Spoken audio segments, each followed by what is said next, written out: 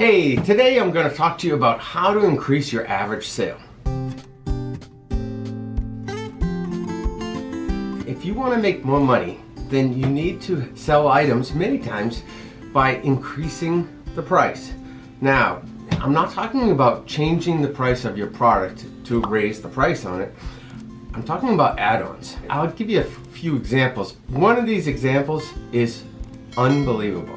It's really good, so you want to stay tuned to hear these 4 examples. So the first one, I used to work with the Chamber of Commerce. I was on the board of directors and I was in charge of the retail division. So what I did was people would call me for advice on what to do. My business is struggling, so I'd give them advice. That's what I'm trying to do here today.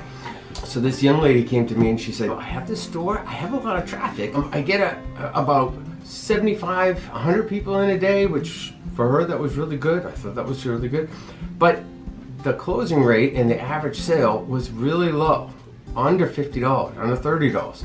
And she had a store, so she had to pay for the overhead and everything, and it just wasn't enough. And she had added greeting cards, and she was selling a lot of greeting cards. So I went over to her store and I looked around and I said, so in this department, what's your favorite thing? What sells the most? And then in this department, what sells the most? And then in this department sells the most. You know, she told me about these different things, and she had a lot of different items in her store. But this category sold really good. So I said, make up some gift baskets, make them up with themes for a new baby or for a wedding gift. Make up different themes, and they can take the card out and change it for a different greeting card if they don't like that one. But if you did that and you made your average sale, let's say, what's your average sale now? And she said $8 to $10. And I said, make this $60 to $80, in that range. And she said, oh, easy. She came back to me in about 2 weeks and told me that it's changed her whole business. That she's selling these gift bags and baskets every single day. People are coming in because it saves them time.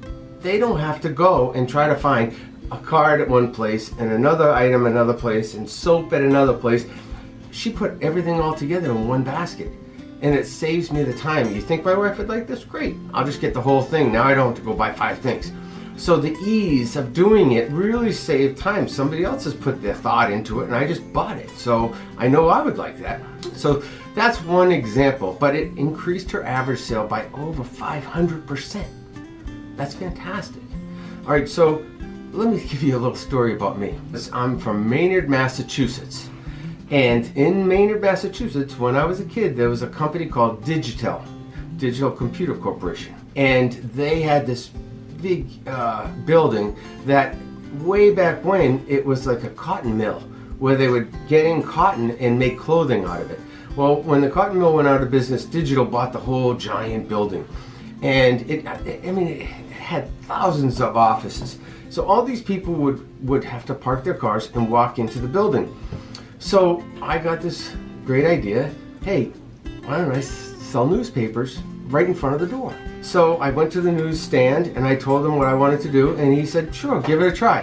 What he started doing was he would drop off a bundle of newspapers, like at say 5 a.m. And when I got there at 6 a.m., they were already there for me. I take the papers out and I was hustling the newspapers. They were 10 cents a piece. Well, I got home one day and my dad was proud of me that I was making money, working, and thinking about it. I was in my 4th grade. And he said, what about increasing your average sale? And I said, what do you mean? He said, what else can you sell to go with the paper? And I thought, I don't know. And he said, well, what do you like for breakfast? I said, I like donuts. Why don't you get a box of donuts and bring a box of donuts and see if you can sell them, and sell the donuts. How much do they cost a piece? They're 20 cents a piece. So they're 20 cents a piece, so sell them for a quarter a piece. So 25 cents. So I'll be making an extra 5 cents. So I'm making a few cents off the newspaper and an extra 5 cents. Well, people would come and they'd buy a newspaper and 2 donuts, and that was 60 cents, but sometimes they'd say, keep it. And I'd get 40 cents.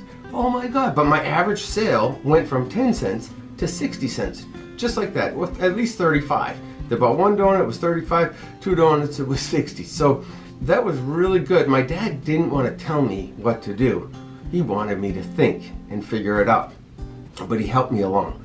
Another friend of mine had a screen print shop. He came to me one time and he said, I do screen printing. People bring in a drawing or they're going to have a picnic, and I'll create the artwork and they do screen printing on t-shirts, and they can say, we went to the picnic of 2010. And he said, it's good, but I'm just not getting enough business. I think I'm going to close. This is driving me crazy. And he had this big, huge book, and the book had all kinds of different items that they sold, from pens to mugs to thermoses to everything that you could put your logo on. So I said to him, who's your best customer? So it was one of the vice presidents of Northrop Grumman, and they are in our area where I live now. And one of the vice presidents came in and said, we're having our annual picnic and we want to make some shirts. So they did. So I said, well, do you still have that man's information? He said, yes. I said, put together a gift basket of all the different things that you sell with their logo on it. Pull up their logo on the computer, print their logo on all the different items, and send them a t-shirt or whatever, or a couple t-shirts, some mugs, paperweights, all these different things, and send it to them as a thank you. For ordering all those short shirts, I wanted to say thank you, and I wanted to give you these items, and if there's anything else you could ever need, please keep me in mind. The customer was so happy that the entire corporation across the United States started buying from this screen printer. And when they had their annual events, they were buying tens of thousands of shirts. And he came to me that I had helped him so much. He ended up selling his business for over $1 million when he retired. So I was proud that I was able to help him with that. It's the idea. You have to think about, how can we get people to come in? So you give them a little something and they give you a little something back. This is the last one. I knew this guy, and he had moved to our area, and he went to the mall and he needed to get a job. He had 3 children, and his wife was home with the kids, and he didn't have a job. He had moved down from New Jersey, and he got a job at the mall as a shoe salesman. And he wasn't really thrilled with the job as a shoe salesman. He thought that, this is degrading to me. But it's a job. It's a job. You need a job, and you got to pay your bills, you got to pay for the kids and your rent. So he gets this job, and one of the requirements was at least 1/3 of your sales, you have to sell 2 items, an add-on. Okay? So this friend of mine, this man, said, I'm selling extra items, everything from 2 pairs of shoes to the mink oil spray, or improved shoelaces, or a polishing cloth, all these different things that we had up on the counter. And the suggestion of, this mink oil will really make your shoes last a lot longer.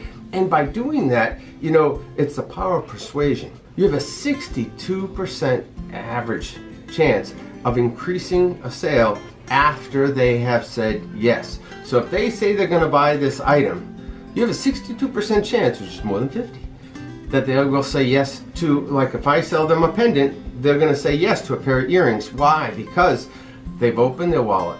They already trust you. They've already said yes. And so it's easier to say yes again. Going back to this other guy, the shoe salesman, he gets his report at the end of the month, and the vice president of the company came in to meet with him. And he said, what have you been doing? And he said, what do you mean? He said, I'm just trying to do what I'm told. I have to make sure that I keep my job. I need to have this job. And he said, well, you realize how many add-ons that you have done for the company this past month? He was at 92%. So he sold 2 items to 92% of the items in the store. Or more, maybe he sold 3 or 4 items. But the point was, he was so scared that he could lose his job that he focused on doing it with every single customer, doing add-on with every single customer. They ended up having him train other employees how to do what he just figured out how to do on his own. He beat every single person in the company in his first month there. And it was out of fear to lose his job. But you know what? It's that, as I say, the power of persuasion or trust. They trust you. You helped them with their shoes. They feel confident. They feel good. They're coming up to the register, and they trust you. You've helped them, and you got the perfect fit, and you do the suggestion and they're like, oh, I already trust me. Yeah, sure, I'll get that too. It's an add-on. It's a few extra bucks. But now all of a sudden your average sale went from $50 to $60. Well, that's 20%. All right, so just tell me right now, type in, what can you add on? What kind of add-on can you do that would increase your sale?